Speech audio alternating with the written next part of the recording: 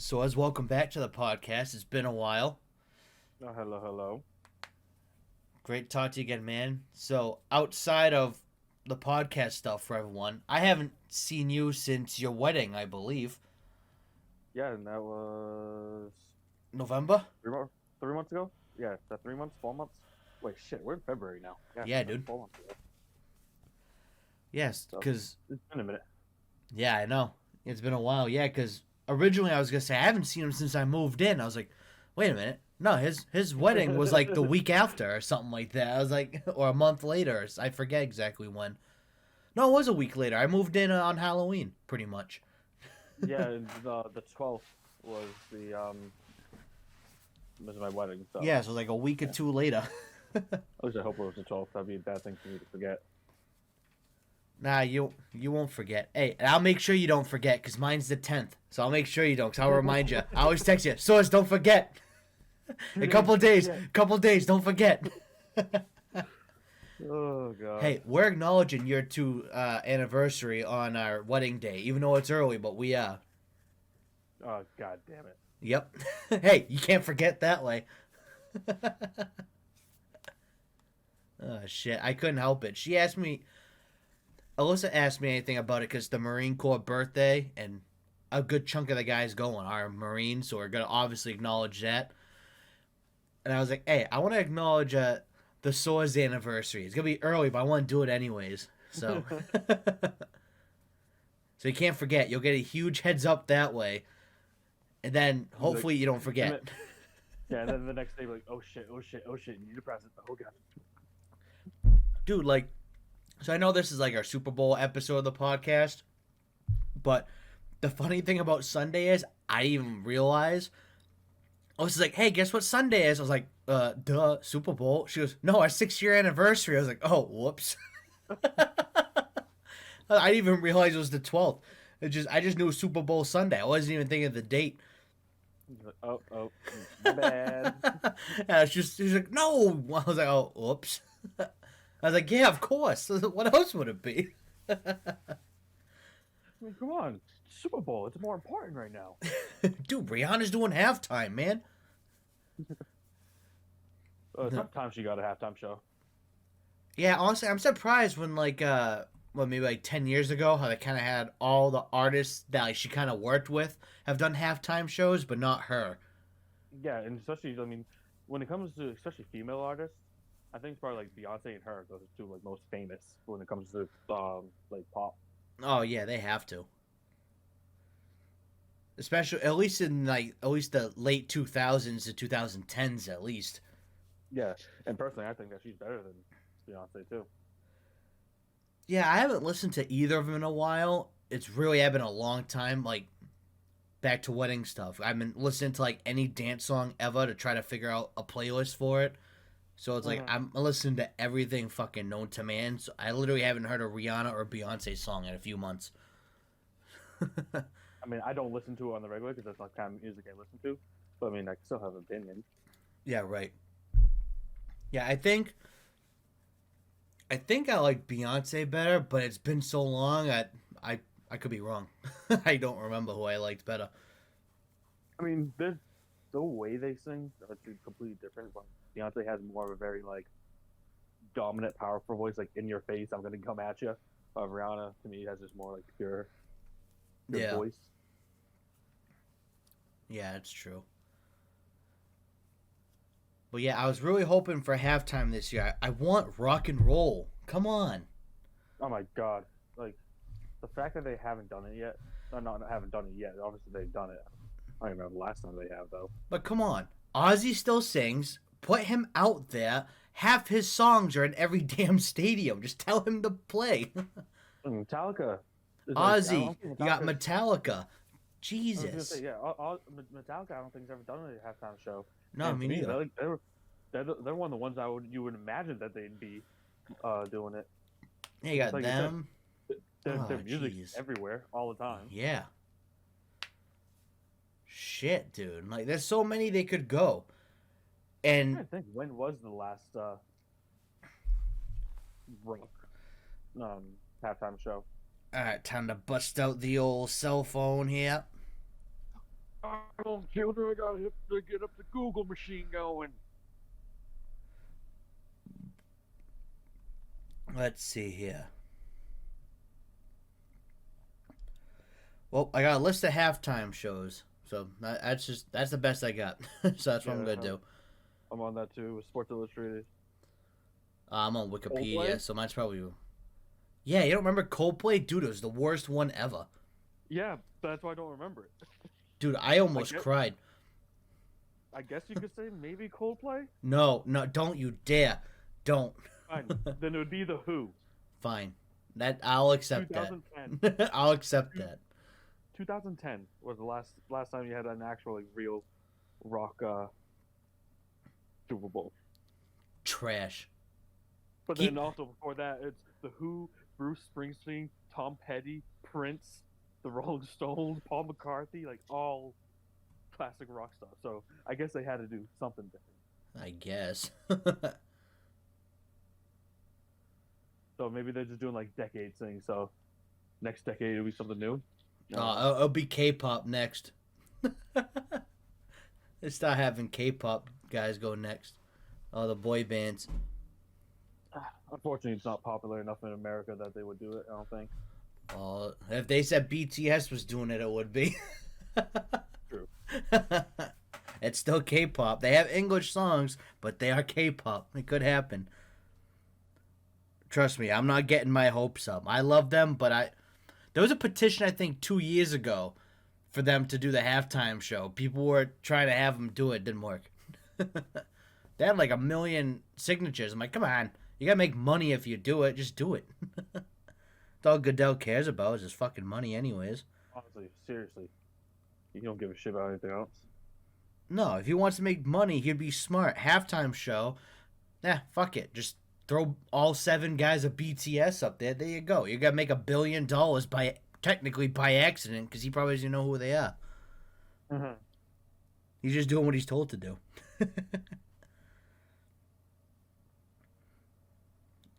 Dude, the Black Eyed Peas did a halftime show? Why don't I remember that? I like vaguely remember it. I won't forget Katy Perry's because of the left shock. I'll tell you that. And then was it Lady Gaga that came off the top of the stadium? Yeah, that was a cool one. Yeah, that was 28-3, dude. Hey, trust me, I ain't forgetting that one. Dude, but I'm so mad. Who was playing that game? Which one? The 28-3 game. Oh, the New England Patriots and the Dirty Birds, Atlanta Falcons. Oh yeah, the Falcons were winning that game. They won it, right? Yep, you know it. Just ask their Twitter account. They still have the tweet up. Yep, they still have the 15 minutes left. Let's rise is still a tweet. Okay, honestly, respect to that. I do too, but a lot of people retweeted it when I was like the year, whatever year anniversary it is now, and they're like, I still can't believe this tweet's up still. Well, see, like I said, respect to them. They said something, and they just stuck to it. They're like, no, we thought we were gonna win. So you know what?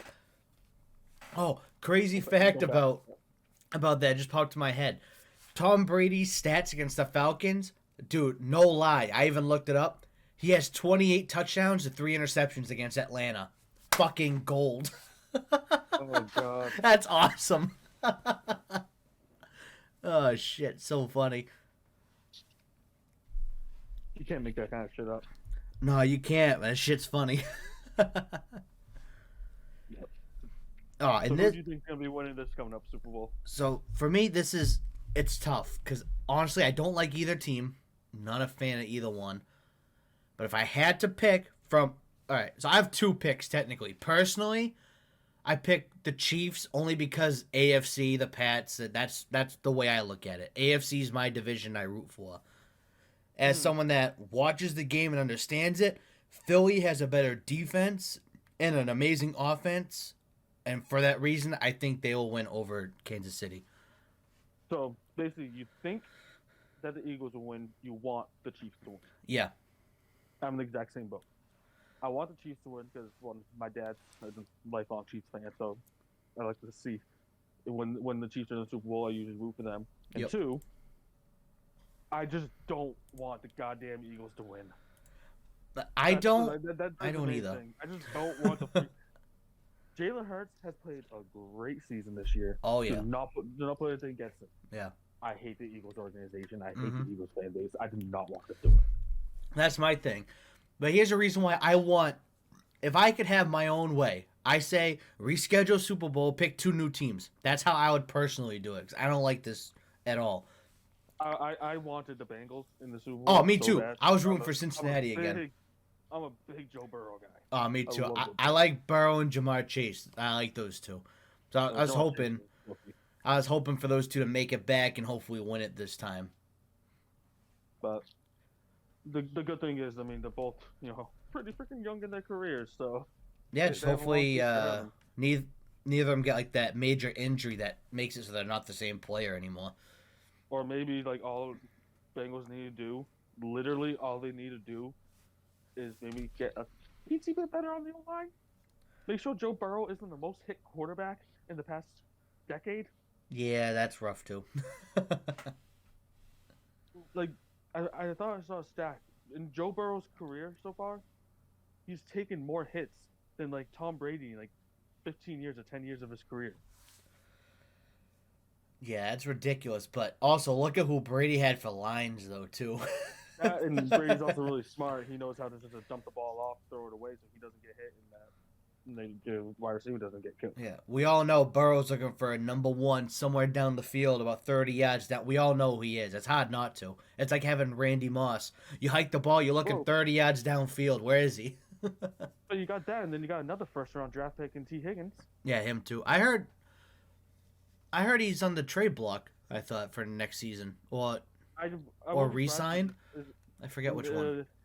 It's his contract season that's coming up here, I think. Oh, so that's So what I it might wouldn't be have been. surprised if he's on the trading block because you can get hell of good things out of him, and then you still got Jamar Chase that would, and then you got Tyler Boyd, who could Right. easily be a number 2 on any team. Yep. He's the number 3, and then they got the little white man to play slot now, playing good. Oh, Julian Edelman. No, the other guy. Oh, Wes Welker. Oh no, the other guy. Cole Beasley. Oh no, Danny Amendola. We'll say yes because they're all the same. Yeah. No, actually, no. Scratch that. Cole Beasley is nothing like Edelman ever was. Okay, fair. But they're all the same. They're all the same body type, and they're all the same like type of player. Where they're the slot receiver that isn't super fast, but they're really quick on their feet and make the gritty catches. Yep. And you have to be 5'8", 180 pounds while wet as well. Honestly, it's hilarious, but it's just the truth.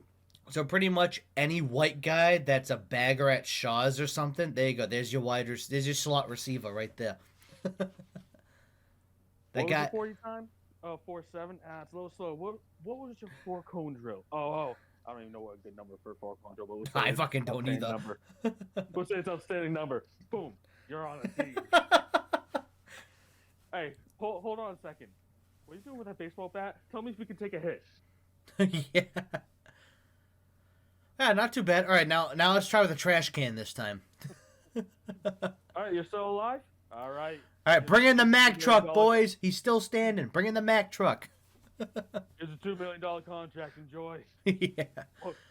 Welcome to the New England Patriots, bud. You're going to be great for 5-6 years, and then your knees are going to be fucked. Enjoy it. Oh, and you better be prepared to do whatever the hell we ask you to.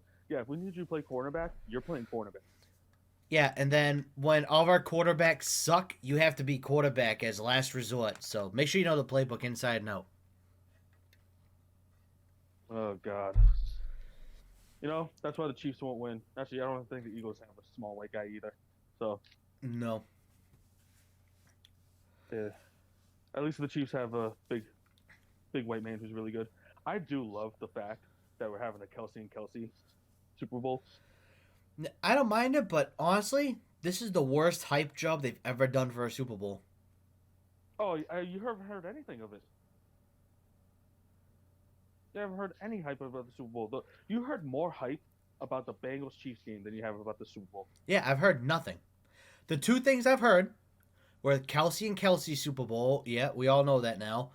And then the first two black quarterbacks ever in a Super Bowl. That's all I've heard. Wait, Mahomes is black? Yes. Oh yeah, he has a black dad. I forgot his dad's black and his mom's white. I think. That's why Yeah, he's something very, like that. very Or skinny. other way around. I forget, but I know it's something like that. One Yeah, parent's black, yeah, one's white. yeah. That's why he's very fair skinned. So Right. Yeah, because I said the same thing. When it first announced, I'm like, who the fuck is working behind the camera? I was like, what the fuck are they talking about? It was like, when I look at Mahomes, I think he's like Hawaiian or Samoan or something. Because he's got like a similar tone to Flynn's skin tone. he has that skin tone. And he also just like his hairstyle and his like he has that like easygoing demeanor that you see a lot of like Samoan type Hawaiian people have. Yeah, dude, it's like So Flynn. it definitely feels like that. Yeah. So I could definitely see it. Yeah, so I really thought he was. I thought it was like Samoan because of the skin tone or something. So I'm like, oh, I'm like, he's got like a similar skin tone to Flynn. I was like, he must be like Samoan, Hawaiian, something like that. And then when they said he's, two black quarterbacks, I'm like, what was a fucking backup for the Chiefs playing? Who's the black guy? I really had no idea. So is his ankle that Mahomes' ankle that busted? I was like, who are they using? Juju Smith-Schuster at quarterback? Who are they using? You're saying backup. I just thought about this. What's up? Wasn't Huntley in the Pro Bowl? Dude, don't even get me started on the Pro Bowl. Why the hell was he there? This is what I don't get, right? Even a lot of fans were saying this. He made it. Mac Jones had a better season than him. Shit, even Bailey Zappi had a better 4 games or 3 games, whatever the hell it was, than he did a whole season. I'd prefer either of those two in over him. I don't get why he was in there at all. Honestly, I'd rather have Jacoby Brissett, who I think did a wonderful job with the Browns, better than Deshaun Watson. Yeah, I like Brissett. Dude, I root for him all the time. Actually, any former Patriot quarterback, when they leave, I root for him. I can't help it. But even take the Patriots aside, he did a better job on that Browns team than Deshaun Watson did. Oh, yeah, by far. Deshaun Watson came back and just shit on himself. Yeah, Jacoby was leading some pretty good fucking drives with that team. He is a good quarterback. He needs to get more time to start instead of bouncing him out all the time. Honestly, give him time to start and then give him some help. Because, I mean, the Browns, I don't even know who their receivers are anymore. I don't. All I know is that Nick Chubb carries that offense. That's all I know. Oh, yeah. And you know what? And just remember, we chose, I can't remember his name. He was so insignificant. God, what was the fucking running back's name? Oh, Sony Michel? Yeah, Sony Michel. Sony Michel was his backup, I think. It's either he was Sony Michel's backup or Sony Michel was his backup. But we took Sony Michel before Nick Chubb. Yeah, that's all I remember, and I'm still not happy about it. And the whole like N'Keal Harry before DK Metcalf. Oh, dude, come on. Well, actually, no. N'Keal Harry before DK Metcalf, Deebo Samuel, Terry McLaurin. Dude. All these like number 1 receivers on these teams. That's it. And That's it. Took N'Keal fucking Harry. That's it. I'm busting out the Brady Bucks jersey for Super Bowl. I'm not repping Pats on Sunday. That's it.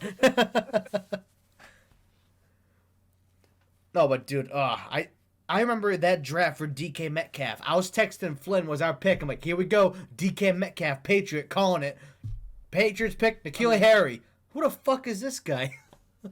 To be fair, I do understand why they didn't want to take a flyer on DK because he had a lot of injury issues coming into the NFL, and people didn't know how his attitude was going to be, the injury situation. To understand why he fell, because DK fell past a lot of other receivers. But you had Deebo and Terry McLaurin, and there was one other guy, I forgot who it was too, that are all well better than N'Keal Harry. Oh, plenty. Dude, that guy is, N'Keal Harry is so irrelevant now, it doesn't even matter. Does he even play on a team? He's on the Bears. Oh. Where the rest of the bum players are. Actually, I think Justin Fields had a very promising year this year. Okay, he's mediocre for now. I'll give him that. I can't give him promise until he gets a little better. No, that's why I said I'm not saying he's good. I said he has a promising year that he shows that he can get better. Yeah, so that team sucks. Besides Fields, he's okay. Honestly, I think that's a fair assessment of the Bears. I truly don't think that they would have won maybe 2 games if Fields wasn't their quarterback because he did make a lot of plays for us. I think they would have gone winless. I think without him. But I'm gonna just see where Derek Carr ends up this year because he's definitely out of Oakland or Vegas, whatever. Yeah, I know. I say the same thing. I keep saying I'm so used to saying Oakland. I say it all the time too. Right. Better off just saying the Raiders. But yeah, there's a lot of people actually, not even just like quarterback, but even receivers too that are like out on trade block and stuff. Like shit, almost like all these number 2 receivers are up for trade, and like everyone on Pat's Twitter like Patriots go get them. Well, you know who's gonna be deadly next year? Who's that? It's freaking Jacksonville. Oh, I know. Jacksonville could be real good next year. Well, you know who they have coming next year as a receiver, right? Because it fell under the radar because it happened early on in the year and no one really paid attention to it. I know. I forget his name. Calvin Ridley. Right. Yep. I know, and he's real good too. Yeah. And Calvin Trevor Ridley's Lawrence good. is doing pretty damn good without him. So imagine him with him. The Trevor Lawrence kid looked good. And goddamn biggest nose in the NFL. Love him. Yeah. I remember I was talking to my buddy Derek. And Yeah. he's like just really started getting into football this year. Mm-hmm. And so I was talking to him about Trevor Lawrence. I'm like, yeah, this guy looks good. I'm like, he's like, who's Trevor Lawrence? I'm like, oh, well, look on the field and just look for the guy with the biggest nose. That's him. And then they showed like a camera angle of him from the side, and Derek's just like, holy fuck, dude has a snout. I know, he really does. But yeah, this was honestly kind of a crazy year football wise. A lot of shit happened this year. It was actually a fun season because it wasn't predictable. Like almost every season, you know, week 1 who are the playoff teams without even the season starting. You're like, yep, these teams are repping the AFC. This is your NFC. These teams might make it. These teams got no chance. This year, I had no fucking clue what was going on. I had no. You heard all the speculations of the NFL being rigged, right? Oh, fucking Christ! Here we go. Bust out the script, boys. Yeah, the script comment, but then also because it was such an anti-gambling year for sports betting this year because it was just everything didn't go the way that it should have gone. Yeah. And there's so many like, I forgot what it was, but Vegas made like, I don't know, 400% or 500% on their whatever bets were made, so they won more than I think like 80% of the time, which is insane. That's a lot. That's crazy. Yeah,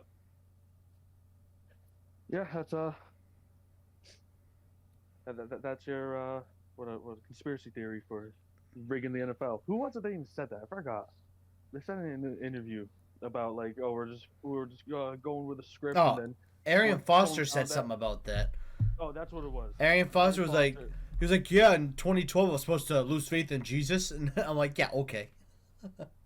And then we someone put a video together about like the whole past year of everyone saying something like in a post game interview of, oh, we're just following the script, the script, something like that, and it made it like the whole thing. Yeah. But oh god. Did you hear it in the Pro Bowl? The players mic'd up, them talking about it. Yeah, that was part of the video too.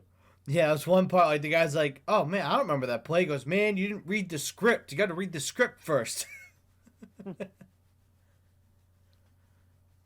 One of the things I loved about the mic'd up Pro Bowl was, so obviously every team has their own players' specific stuff uploaded because obviously it's their player. Dude, Matt Judon is like the king of fucking recruitment because all he does is try to get everyone to join the Pats. Derrick Henry asked him, "Yo, you like New England?" He goes, "Yeah, I love it. You want to play?" It just doesn't fuck around. Like, "Yeah, you want to play here too?" Same thing with Aaron Donald, because no one knows if he's like officially retired because he's not saying he's going back to the Rams. No one really knows what he's doing. He tweeted at him like 5 minutes later, "Hey, come play New England." Just right away. "Hey, come play here." You know you like it. Dude, imagine like this. I doubt this would happen. Bizarro world. Pats have Judon and Aaron Donald. Dude, how do you get any plays off? Oh my god. Just how? I mean, well, They to be fair, they both take two like linemen alone. yeah, but I mean, this year you had what, um, Donald and Von Miller, and they didn't do anything. Von Miller got hurt too. True. It's true, but in a Belichick defense, though, it's kind of hard for it to fail. Hasn't failed the past few years. It's been pretty solid. Oh yeah, Belichick's been. I've always said Belichick to me will always be one of the best coaches of all time, but one of the worst GMs when it comes, especially when it comes to draft. Oh, dude, he's terrible at drafting, man. I love him, but I hate when he drafts. It fucking makes me so mad. Worst people Like, ever. like yeah, the dude knows how to pick in the later rounds, but delegate the first round pick to someone else, please. Yeah, our first rounders are really misses. The last few good ones, Nate Solder was pretty good. Yeah, but that was what 20, 20 years ago. 2010. No, was Nick Solder that late? Yeah. No, I thought he was like maybe like 2006, 2007. No, because he played in the second Super Bowl against the Giants when we lost to him the second time. That was in 2011. 20. Oh no, I didn't think 2018. It's 2008 and 2011. That's what Yep, yeah. the two. Super. Yeah, Philly was 2018 that we lost to. Yeah, no, that was Yeah. no because we won 3 and 4 years again. Like did that? No, that was 3 and 5 years. Was it? It was 2014, missed 15, won 16, lost 17, won 18, I think. Something like that. Yeah, I forgot what it was. Something 'Cause, along those lines or something like that. Because I know it was right before 2020s is when we won our last Super Bowls. Yeah, and because the Patriots have like the most Super Bowls, and like they're like the one of the few teams, or the only team that done 3 Super Bowls or 2 Super Bowls in 3 Super Bowls in 4 years. That's what it is. Yeah, because we won against Seattle, 49, didn't make it to Super Bowl 50, won 51, lost 52, won 53. There you go. There's your 4 and 5 right there. Yeah, well, you have what was it 2001, 2003? No, Yeah, 2001, 3 and 4. Yeah, 1, 3, and 4. That's what it is. That's the one that's the 3 in 4 years. Yeah, and then we did the 4 and 5 years at the 2014 to 2018 span, something like that, or 2019, whatever. Patriots really have won too much. Not enough for me. No, I'm kidding. I'm happy with what we got, what we had. There's too many butthurt Pats fans still. I'm like, dude, we fucking dominated for 20 years. What else do we need the team to do? Honestly. It's like the Pats fans that hate Brady. I'm like, fucking grow up. Enough. No, Brady's done enough for you. Did you hear Brady's podcast thing? I heard he was. I haven't listened to it, but I heard Belichick was the first guest. Yeah, Belichick's the first guest, and all Belichick had to say was like all praise for Brady. Oh, dude, please. Belichick wouldn't be where he is without him. He has to. No. There's between the Brady and Belichick argument, I'm sorry, but I think it might be obvious now that Brady, Belichick, obviously, like I said, is one of the best coaches of all time. But if he didn't have Brady, I don't know if he would even have won a Super Bowl. Oh, no, I don't think so either. I think we would have good seasons, make playoffs, but never touch a Super Bowl with Belichick, I think. Exactly. But only because that one draft pick. The one time he picked a gem in the 6th round, gave us gold. How do you feel about good old Brock Purdy? I fucking love that kid. Dude, I feel so bad. Gets to play in the championship game, destroys his arm. Oh, I know, dude. For me, for AFC, I was rooting for Cincinnati to make it. And NFC, I was rooting for San Fran. I was like, I would enjoy the Super Bowl. I was like, make this my Super Bowl, please. I was praying for it. That was the one game I would have enjoyed. But it is what it it's is. unfortunate. You got to give all credit to Eagles. They've had a fantastic season. That too.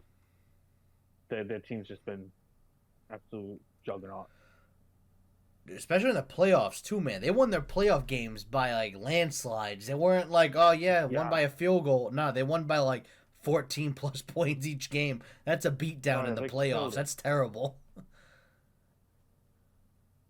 That's terrible if you're on the other side of that. It's like, holy shit. Especially the Giants in the wild card game. Dude, they got stomped. Oh my god. I mean, also to be fair, Giants, they were just happy to be there. Oh, I know, but still, they got fucking manhandled, dude. They had no chance. No chance at all. I was at so Alyssa and I, our friend worked at a bar, like, right at the edge of Rhode Island, so, I was like 20 minutes from here. So we went there to go see her at work. They had the game on TV. Literally all Giants fans in the bar. They were so fucking mad. It was so fucking funny. Like, some of them are storming out, all throwing their hats. I'm like, guys, at least you made the playoffs. The Pats didn't, and I'm sitting here. I can't even watch my team. How do you think I feel? And how about Dallas with another very how do I don't want to say it? Stupid ass play. just a failure at the playoffs. Just failing again. Dude, in their last play. All right, in my head, in that situation, that's just Hail Mary. Plain simple. That's your best bet. Mm-hmm. Why they have Zeke play center, snap the ball like his backyard football, and throw it to him with 3 guys around him? Why was that your game plan with 3 seconds left in the game? Couldn't have picked anything else in the playbook. That was your choice. Because who are they? They're the good old Cowboys. They don't change. 2 years in a row, the stupidest ways to end the game possible they did. I think they would learn eventually. No. As long as Jason Garrett, he's not there anymore. Fuck it. As long as Jerry Jones is the owner, that team is always gonna be like that. Because he has his hands where they don't belong. That's the problem. Oh yeah, he tries to be too much into the team. Yeah, he tries to be the GM, the coach, the offensive coordinator. He tries to be everything, and that's why that team sucks ass. Like, no, Jerry, you're there for the money. Stop it. Yeah, be like Kraft. Just sit there and smile all the time. Or be drunk all the time. Either one. And go ahead and visit a masseuse every now and then if you need to. No, don't do that. We all know how that story goes. Don't do that. Why? He's in Texas. Deshaun Watson knows some good contacts if he needs it. Yeah, he knows I'm probably anywhere. Not just Texas. Those are the only ones we caught. He's got bitches everywhere. Oh my god. No, but this season, outside of obviously, like, I'm bummed the Pats didn't make the playoffs. We were our own worst enemy this year by fucking far. But besides that, this was the most entertaining football season I've ever watched. I had so much fucking fun with football this year. Oh yeah, it was definitely like because of the unpredictability of it, it made the product that much so much better. Yeah, because by like week 12, almost every team could make the playoffs still. Like, when the fuck does that happen anymore? That never happens. Right? And then shit, even for the AFC, it was like 5 teams were still fighting to make it in the last week of the season. How the hell? That's a good damn division if you can still make the playoffs then. All the teams got, just as many wins. That's pretty impressive. Honestly, like, the funny thing was, it was what? There's only one division where it could have just been, it was already known who was winning. Oh, yeah. Yeah, it was only one division. That was, what the hell? The AFC South, is that the Texans division? Yeah. And I mean that division is just a joke. Yeah, I Because know that really is. The Colts, the Colts, Titans. Tennessee, Oh, Jags. It's not that much of Jags. a Yeah. joke. Jags aren't Well, that no, bad. we're talking about joke as in like playoff run this year. Oh, yeah, yeah, yeah. Yeah, I got you now. Like Tennessee was somewhat in it, and then not at all. Yeah, because I'm looking at the standings now. So the AFC East, which, honestly, that whole division almost made the playoffs. So I don't want to hear fucking nothing from no one about the East being a cupcake division. That whole division was able to be in the playoffs like 4 weeks before the season ended. So we're on a joke. We're a good fucking division. But yeah, honestly, all the teams were so close besides Buffalo with 13 wins. I mean, we all knew Even Buffalo then, was going to win anyways. But yep. like even then, at the end there, Buffalo, like who, it looked like it could have been anyone's. Where was it 3 weeks before, 4 weeks before the end of the season? It was they didn't know who Buffalo could have been a wild card for all you knew. No, I know that too. Because I'm just trying to think. It was the Patriots when the Patriots played Buffalo. Was it the second to last week? Last week. That was the last week. Yeah. Or was it the Dolphins game that decided the Patriots' fate? It was. We lucked out with the Dolphins game because a team that we needed to lose to keep our hopes up lost. So Buffalo, we had to win to make the playoffs, and we were our own enemies that game because we kicked ourselves in the ass that whole fucking game. Yeah, they didn't know how to play. We didn't know how to play special teams. That was it. Which getting rid of Patricia would be the best thing. Oh, they already hired Bill O'Brien to be an offensive coordinator. Thank fucking God. They get no more Patricia is what's needed because Patricia was an enemy of Mac Jones. Oh, by far. I kept telling everyone that. Dude, look at the play calls when Bailey Zappi went in. His boy that he scouted. Of course he got the plays he wanted. He was his baby. Then Mac Jones goes and he gets a playbook with 2 pages. First page, halfback screen. Second page, halfback dive. That was his playbook. Oh, dude, I mean, don't get me wrong, Ramondre Stevenson had a great year. Oh, yeah. But you need to throw the ball a hell of a lot more. Look at our receiving core. They're not amazing, but dude, they know how to play. Devontae Parker is a beast downfield. Jacoby Myers is our next Edelman, pretty much. The dude's open somewhere all the day. I don't know how. He's always open. It took them how long to even use Kendrick Bourne? Dude, it's because Belichick hates him. Every time they put him Bourne, he gets like 3 catches for 80 yards. I'm like, dude, that's a hint. That means put him in all the time, not once in a while. That means he's worth it. Let the dude play. And he's Mac's number 1 target. Mac loves throwing it to him. I do like how at the end towards the end of the year, it finally seemed like Mac was using Hunter Henry the way he should have. Oh yeah, you can tell Mac was making his own plays by then. He was yelling at Patricia from the field. Oh, I mean, I was yelling at Patricia from the screen. Oh, me too. Dude just didn't know how to do anything. Dude, he gave Mac the same 3 plays every damn game. It's like, what do you expect? And everyone's like, man, they're too predictable. Well, no shit. When your playbook's 3 plays, it's pretty easy to figure it out. My question would be: is you saw him as a head coach, so you know he can't run an offense. Oh yeah. Yes, he was a good defensive coordinator. Why would you hire him as an offensive coordinator? That's what I don't get. Why? I'm gonna make this. I'm gonna call this right now. I'm not gonna say first in the AFC East because that's tough. Buffalo's real good, but we are in the playoffs next year, no problem. And I'm really interested to see what they do in the draft too, because there's a lot of good players. There is a lot of good in the draft. A lot of good in the draft. A lot of good free agents this year, and a lot of good trade bait this year. And we have a lot of room, a lot of cap room. Mm-hmm. And I'm interested to see what the Patriots decide to do if they do it. They have to do something. Belichick, I think this is his. I truly think this is Belichick's last year. Yeah, it might be. Because I think that they're going to try to like groom Gerard Mayo into taking the head coach position.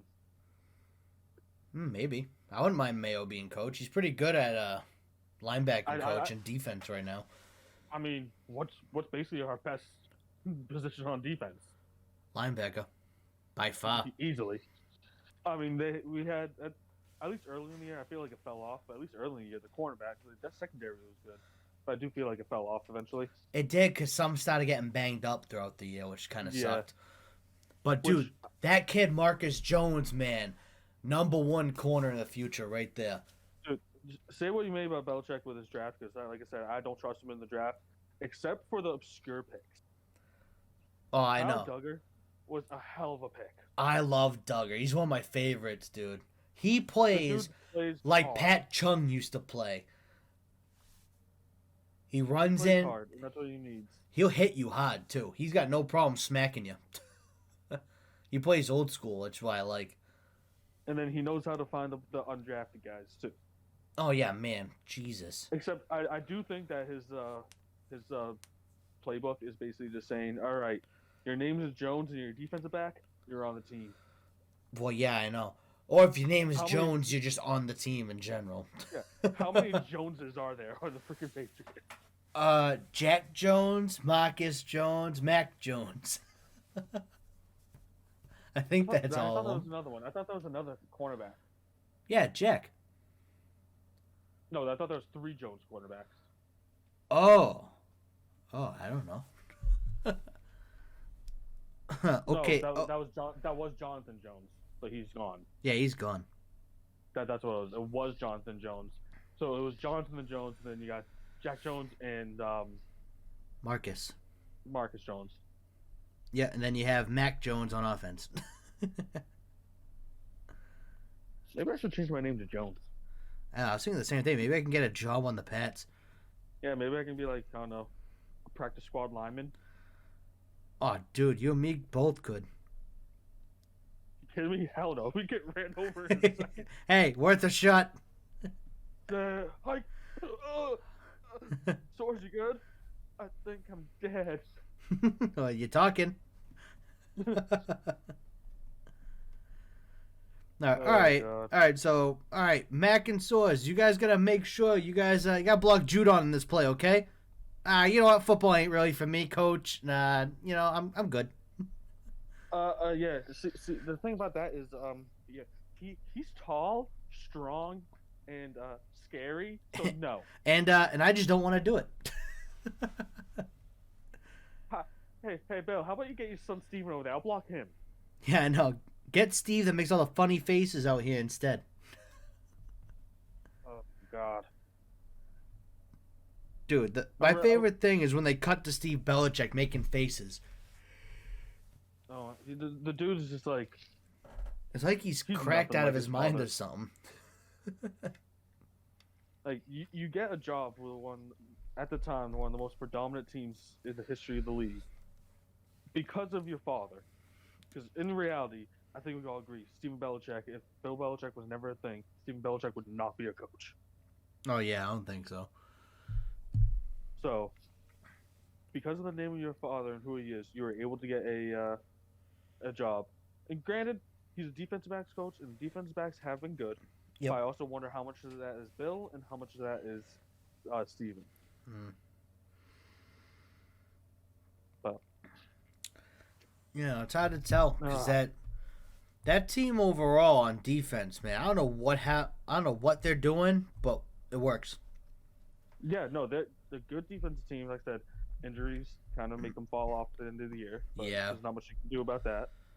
Well, the defense is out there so damn much because our offense sucked. Well, like I said, their offense sucked because they only had one play that ever worked, and that was just like a slightly off the tackle run, and Ramon Stevenson would get like 20 yards, 10 to 20 yards on it. Yeah, because the man knows how to run a damn football. He was a nice gem too for us. Yeah, because I do like not Nikhil. Wow, I almost said Nikhil Harry. I do not like him. No one likes him. No one does. But I can't think of his first name now. What position? What are you thinking of? The running back, Damian Harris. Damian Harris. God, I had Nikhil Harry stuck in my head. He's living rent free now. Making a comeback. I hope that dude never makes a comeback. Dude, That'd there be the was worst thing one ever. when he first got signed by the Bears, and the Pats played the Bears this year. A, an account I follow for the Pats is like, guys, watch out! Nikhil Harry's gonna pop off against the Pats. 1 reception for 3 yards. I found it so damn funny. Be lucky the dude could even get to catch. I know. 'Cause I remember, it was so annoying too, because the dude had like random flashes, like, oh, he could actually be good. Be good. Yeah, And and then he drops every pass known to man. Like that one play was the what was it against the Chiefs? When Yeah, the the Chiefs lost? Chiefs. Yeah, they said he was out of Where he- bounds. He wasn't even close. Where he actually did a really good play. Yeah, and he scored a touchdown. He actually did something. Mm-hmm. But it's just like, of course, it's Nikhil Harry too, of all people that just fail at that. No, I know. Yeah, of course, it had to be. Couldn't be anyone else. Has to be him. Yeah, That's his role. Because it just more like it's more notches in the book that just don't let Belichick pick the first round pick. Just have someone else do it. Yeah, Put and a bunch of names on a dartboard and throw a dart. You'll do better. I'm gonna look up our first round draft picks because I want to see who else Belichick has got. I think the last good one might have been like Chandler Jones. Oh, I fucking loved him, bro. I still wish we had him. Maybe Belichick should just like stick with defense players. Don't you're allowed to pick maybe linemen and defense players. All right, Stay with so skill I'm players in the first round. I got to 2001 because this is the best bet, and pretty much, his first pick for us ever was Richard Seymour, which is a great pick. Mm-hmm. Daniel Graham, he was pretty damn good. Then he got Yep. Defense. no Daniel Graham's a tight end. Oh, I know what you're talking about now. He was okay. I wouldn't say he was all that. Well, that's why I said he's good. Then two I wouldn't say first round pick worthy though. no, and then 2003 got Ty Warren, D lineman. Once again, good. I don't know if I would say first round pick good, but good. And the 04, Big Papa Wilfork, hell of a first round pick. That's first round pick good. I mean, Wilfork was a dominant defensive tackle for a long time too. Especially a guy his size. Then Benjamin Watson was next, which he was really good for us. Yeah. Oh, and Logan Mankins. Now that was a good offensive pick right there. He was a hell of a god. That's what I said. O lineman. He has picked pretty decent O lineman, except for like Isaiah Wynn. Oh yeah, he's okay. He's okay at times. Then we got Lawrence Maroney, one of the worst he's ever done. Oh my god. Mr. Stutter Step himself. I forgot Lawrence Maroney, the dude that didn't know how to run north to south. He only knew how to run sideways. Yep, that's it. Then, this was a redemption pick here. Brandon Merriweather at safety. That was a redemption draft pick right there. He was nasty. He played for us for a long time, too. He did. He did play for long. He only retired like 3 or 4 years ago. This was 2007. It says that's a good time for a safety. It's a long run. Oh, and then after that, our linebacker coach, Gerard Mayo. We all know that was a good pick. Yeah, Gerard Mayo was probably, I would say, probably one of the better linebackers in the 2000s so far. Yeah, I would say so. Then we didn't have at least I think he's up there. Yeah, for sure. Then we didn't have an 09 draft pick. Don't know why. But 2010, we had D-Mac, Devin McCourty. One of the best picks probably ever under Belichick. Oh, wasn't 09 Spygate? 07 was, but did they get punished then? Maybe he got punished the 08 season, so they'd take away the 09 pick. Maybe. But yeah, 2010 Devin McCourty, phenomenal. Yes. And once again, defense. Then the next one wasn't bad. Hey, I nailed the year source on this one. 2011 Nate Solder. I nailed the year on it. He Nate wasn't Solder bad. was, He was a no, I like tackle. Nate Solder. I thought he was a really good player. Yeah, offensive tackle. Dude, he was tall as fuck, which was useful. Cause That's what I was gonna say. I remember. So I went to a game one time with buddy's show, Yep. and his dad has season tickets, and the tickets are field level. Oh, I love those seats. So they're warming up in the end zone, and you saw Gronk and Brady and all them, and then Nate Solder stand next to him, and he's just as big as Gronk.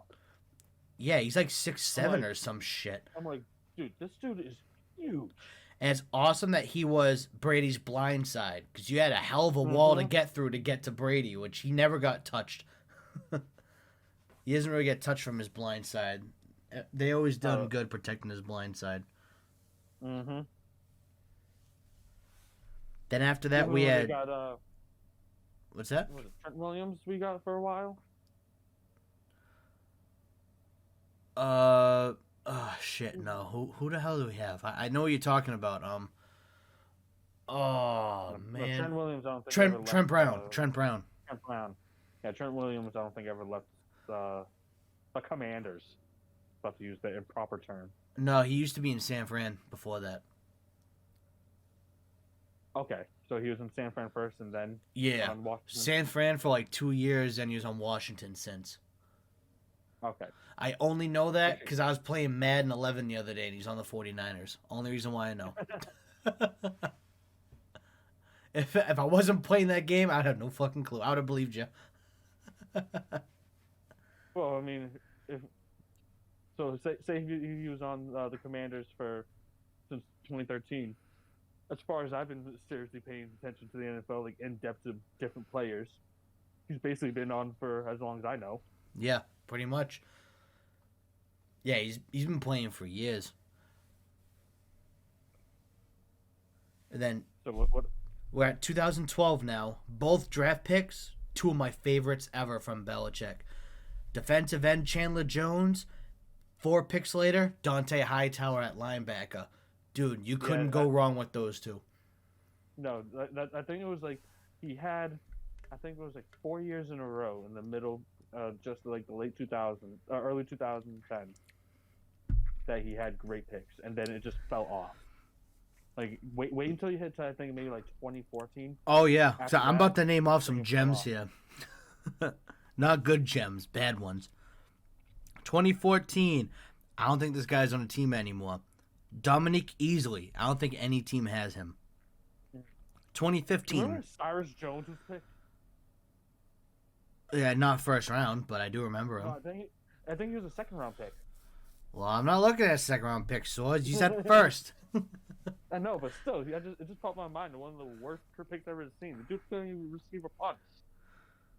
Or cover man to man either. And he's a No, so they tried cornerback. using the special- They're just like, all right, we'll try him on special teams, and he failed at that. He's even worse at that somehow. Then 2015, Malcolm Brown. Don't know where he is anymore. 2016-17, no pick because of Deflategate. 2018, we got Isaiah Wynn and Sony Michel. Bleh. Yeah. 2019, bleh. N'Keal Harry. 2020, nothing. 2021, Mac Jones. Blessing in disguise. 2022, another blessing in disguise. Cole Strange. I don't even know who Cole Strange is. He is our right guard that's only given up 1 sack this year, and he's a rookie. Oh, Pretty solid. good for him. Yeah. He started out rough because he had a lot of false starts in the beginning of the season, but he's a fucking rookie, so obviously no one's giving him shit. But other than, like, he had holding calls, fucking, stupid shit like that every rookie lineman has the first season. A lot of false starts, a lot of holdings, blocks in the back, the stupid shit.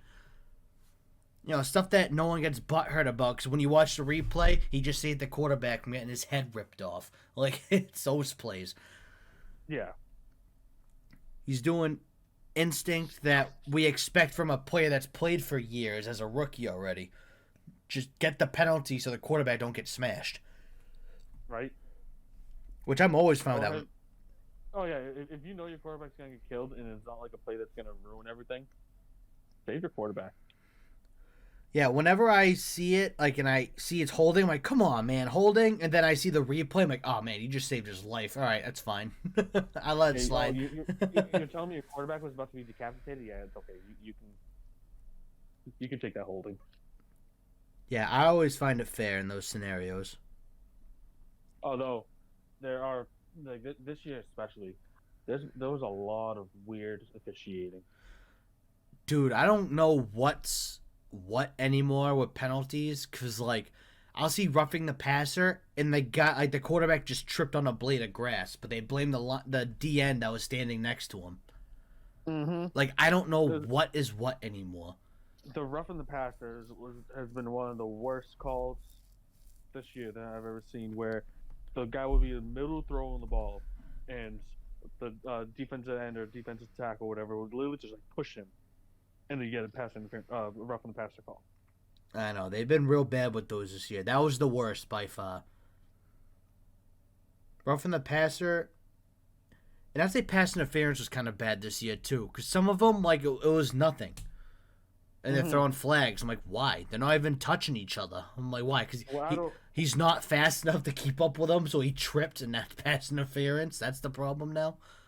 Yeah, what I don't like is like the inconsistency, because they let the wide receiver do whatever the hell they want, but then the cornerback will put his hand on his back without affecting him at all. Boom, pass interference. Yeah, I don't know. I don't know what it is, man, but these refs are getting worse and worse every year. They really are. Well, they had one guy come out. He's retired now. I forgot what the ref's name. He was actually like a really good ref. And there's a couple I can think of. And he came out in an interview and was like, "Yeah, I know I had some calls that haunted me because like you make it in the heat of the moment, you miss the call, but this year was full of those calls." Yeah, I mean, I just don't get it. It's like every week they change the rules or how lenient rules are, and I just don't know what penalties are anymore. Or like what? We're in the 80th year, 70th year of the NFL, and we still don't know what a freaking catch is. I don't know. They keep changing the rules on that too. I don't know how to make a catch anymore. You have to catch the ball, do the hokey pokey, jump on one foot, and then you got to break dance, and then it's a catch. But if you don't do all that, if the ball slides in your hands once while you do it, it's a drop. Yep. Even if it's still in the air and didn't hit the ground yet, it's a drop. But next time when you catch a ball and it slides throughout your whole body and then hits the ground, it's a catch. Yep. Nailed it. We can be officials. Why not? Dude, anyone can. Dude, it's like being a weatherman. You just gotta guess. Actually, to be fair, I do give credit to those guys. They actually have to be pretty physically fit. Oh yeah, dude, if I was gonna be a ref, I would get fit to be a referee. I'd love to ref games. Right? I mean, they do have to run down the field pretty good amount. They do, but I love to ref because I know the old school rules. I ain't following the new pussy ass rules, dude. It's a sport. If you get hit too hard, play fucking soccer instead. Oh my god. Don't don't get up and start crying. I do get like head injuries have been an issue. I don't like head to head, period. Head to head needs to go. Stop. You're stupid. Why are you leaning a tackle with your head down, aiming at their head? Why are you that stupid? But I do give some leeway to some of the defensive players, because there are plenty of times where they're already in process of going for a tackle. Oh yeah. For the head. Yep. And then offensive guy like drops down or trips up and then hit him in the head. Like, how the hell are you supposed to avoid that? Or it's like when the quarterback slides. You see that the guy's already going in to lunge to tackle him. Then he slides and he gets hit. They throw a flag. I'm like, come on. What do you want him to do? Levitate?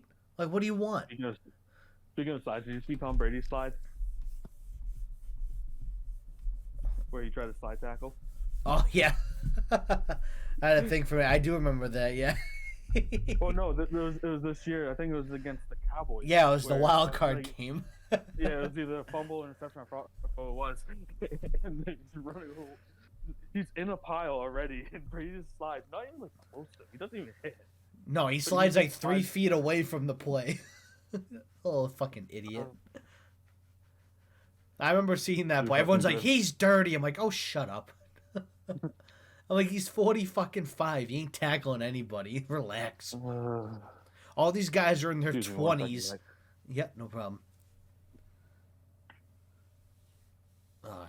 Those that are listening, a 45-year-old man ain't tackling a kid in his 20s that weighs about 300 pounds. A 45-year-old quarterback is not making that tackle.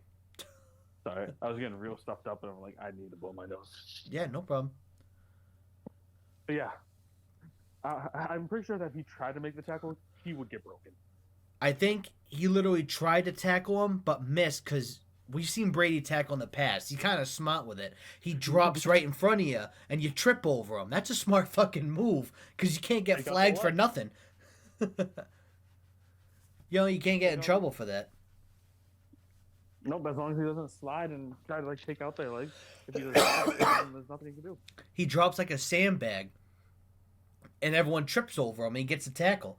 So he's smart with it. When he fucks up, he goes for the slide tactic because you can't hurt him either. They just trip. Running at him at a total of 5 miles an hour. He fucking wishes he was that fast.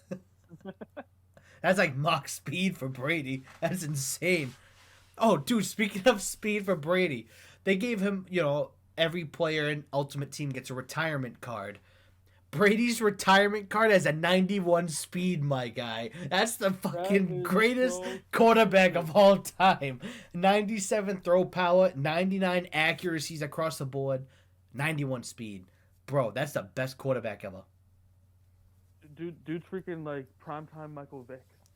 Yeah, it's having primetime Mike Vick and put Brady together. That's what that is. Well, not only that, because didn't they? I don't know what year, but they brought out Michael Vick card that was like he had the max speed and all his passer ratings were like 95 at least. Yeah, it was oh jeez, it wasn't that long ago either.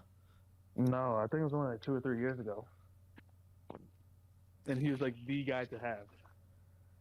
Yeah, and I remember it too because it was a fucking old school Falcons jersey, like it was the black jersey and helmet. It was a real sick card. Oh, the good old days. I forget. Yeah, when Ultimate Team would give you like a couple gems here and there. Not every player has a special card. I actually have high hopes for the Falcons next year. If they just focus their draft on defense, because I personally think their offense is fine. Because the kid Riddler, he played the last few games. He actually looked good. He looked like he had a connection with Drake London, which is huge. Because Drake London was very quiet all year with Mariota, but that's also because Mariota is a B-type quarterback. He's nothing. He's a good enough quarterback to play on your team, but he's not going to take you anywhere. No. But this Dennis Ritter kid, he looked good, and then they're going to get Kyle Pitts back because Kyle Pitts was injured the whole year. I'm like, you know what? Maybe this will finally be the year coming up where Kyle Pitts, who should be the best tight end in the NFL, the dude has so much skill. Oh, yeah. But has just been put in a horrible situation. I mean, his rookie year was Matt Ryan, and Matt Ryan left the next year, and you saw what he did on a different team. Yep. Like, I'm pretty sure I could have been better than Matt Ryan on the Indianapolis Colts. I think dude, I even think Mark Sanchez could do better. Okay. Mark Sanchez can't even hold the ball against his teammates' butts, so let's not go that far. Hey, that's because Will Ford caused it. The big man himself caused it. Oh, I still love that. That's probably the most famous thing from Mark Sanchez is the butt fumble. Oh, yeah, dude, come on. What else is going to be famous from him? His 85 interceptions a year or the butt fumble? Come on. Or him eating a hot dog on the sidelines. Taking the decrepit Jets to the playoffs? All right, we don't talk about that. You're okay? Why? It's part of Mark Sanchez's resume. Nope, not talking about it. Nope. I refuse to discuss that season. Wasn't that the season that Matt Castle was the starter for the year? No. That wasn't the season? No, that was the year Wes Welker brought up feet 10 times in a press conference before we played the Jets in the playoffs. Belichick benched him, and Brady had to play without Welker, and we fucking got our asses whooped at home in the playoffs. For some reason, I thought that was the year Brady tore his ACL. No, it's like I always forget that, 2010. but Brady missed a year. Yeah, he missed a year. I still say it now. If he never tore his ACL that year, that team was going 16-0 again. Oh yeah, because after that, Randy Moss was just nothing. He quit. That was the exact same team. Oh wait, it didn't change. Like Yeah, no one and left, and no one new came in. It was the exact same team. They could have done the same thing again. and it was Easily. a goddamn Patriot killer that did it. Oh, I know, dude. Fucking A. What was the dude's name? Bernard Powell? Pollard. Pollard. Bernard Pollard. Yeah, because he injured Gronk too, I think. Yeah, when he was on the Ravens couple years after. Mm-hmm. He switched teams on purpose. He's a hitman. Yeah. He worked for Sean Speaking Payton. of Hitman, I was about to say, speaking of Hitman, how about Sean Payton joining Denver? And not only that, you see what Denver had to give up to get Sean Payton? Yeah, they had to give up like everything. Do they have draft picks left? They gave up so much for Russell Wilson. And then they gave so much for the coach. Like, do they have a draft left in the next 5 years? I don't even think they do. So I was wondering what that trade reminds me of when we have a franchise mode and you have every fucking draft pick. That's what the Saints are gonna have next year. New Orleans Saints is now on the clock. New Orleans Saints is now on the clock. Fucking every other pick. Imagine working out like that. That you get all these draft picks because of a coach that retired. No, I know that's fucking insane. Like that is literally just being handed free draft picks. Oh yeah, you want him? Yeah, give us everything, and then you can have him. Oh, you're gonna do it? Well, thanks, Denver. I know that's like you and me in franchise. For your worst player ever, I'll give you all of this. And then that worst player becomes one of the best players in the league, and is in the running for league MVP. I will like to see if Peyton can turn that team around because I think that team could be good, but They could, they didn't but have anyone to pull Russ out of his own egotistical head. Broncos, let's ride. So if Peyton can actually pull Russ back to reality, because Judy and Sutton are good receivers. Yeah, I don't know why that team struggled. Because honestly, on paper, that's a playoff team in my eyes. Well, they struggled because Russ didn't do anything with the team. He had no coercion. They didn't want to play with him. The Yeah, dude that had was his weird. own private room in their locker room I didn't know with that's his funny. own private team. Yeah, Russ completely excluded himself from the entire team. That's what I'm saying. I'm interested if he kind of brings it back. They just showed the thing that they just had their first meeting, Peyton and Russell Wilson. They went out to dinner. Who do they have with dinner? The owner of the restaurant, which is like this big bar owner guy, and Joe Montana. Well then. It's like, oh, are you trying to say something here? Maybe Montana can be like, hey, Russ, this is how you be a quick quarterback. Shut the fuck up. Yeah, I know. Excuse me. Dude, I want to talk about some of the players that made the Hall of Fame this year. Because I'm so pumped. Oh, I just saw that list today. So I can't think of it. there's 5 of them I'm really excited for. Because they're players that Terrell we Revis, actually number watched. 1. Oh, yeah, Revis Island. Rondé Barber made it. Rondé Barber is the other one. Joe Thomas, well deserved. Well, yes, Joe Thomas was an elite lineman for a long time. And then we got Zach Thomas, Miami linebacker. Mm-hmm. Which that one I'm indifferent about. To be honest with you, I don't know if he was really Hall of Fame worthy. He was good. Don't get me wrong, he was really good. But there's so many good linebackers out there that I don't know. Like, I don't know if I would consider him better, especially better than a lot of the ones that played during his time. Because I mean, you had which I think he's in the Hall of Fame. Patrick Willis, who Yeah, he's in. probably was the best linebacker in the 2000s. To be honest, I know I said Gerard May was one of the best. I think Patrick Willis might have been the best. He I was a think force on the defense. The 1-2 punch of Patrick Willis and Navarro Bowman was the best thing God. in NFL history, I think. Like, No one had a linebacker punch strong, like that. hard hitting, like, oh shit, we have to go against these guys right now. There was no running against them. And that was back, I'm pretty sure that was when Frank Gore was on the team too. That's when San Fran was a mediocre team, but it's because they had those two linebackers, they were always talks of making the playoffs or in the playoffs because they brought that defense to another level, which helped that team win games. And now there's freaking Nick Bosa.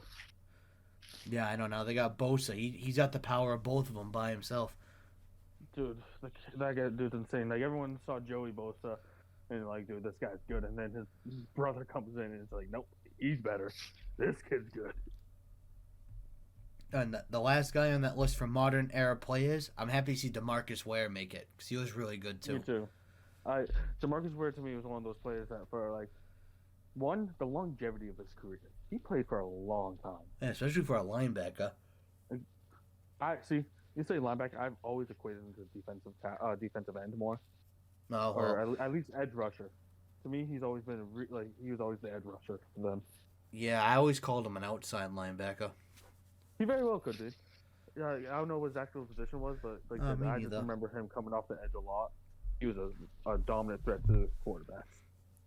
Just like I think when time comes, especially if we want to talk about longevity careers, Cameron Jordan should be at least considered. I mean, I'm pretty sure the dude's still playing. Yeah, he's still on the Saints. And he's like 33, 34 years old. Yeah, something like that. And I mean, he's still... Oh, he's by no means as what he used to be, but he's still a good player.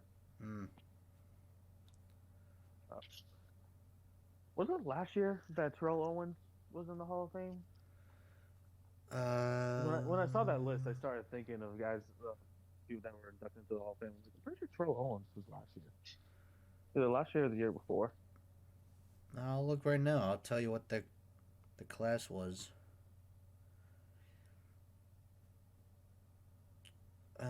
No, he wasn't last year. Oh, Richard Seymour was last year. Oh.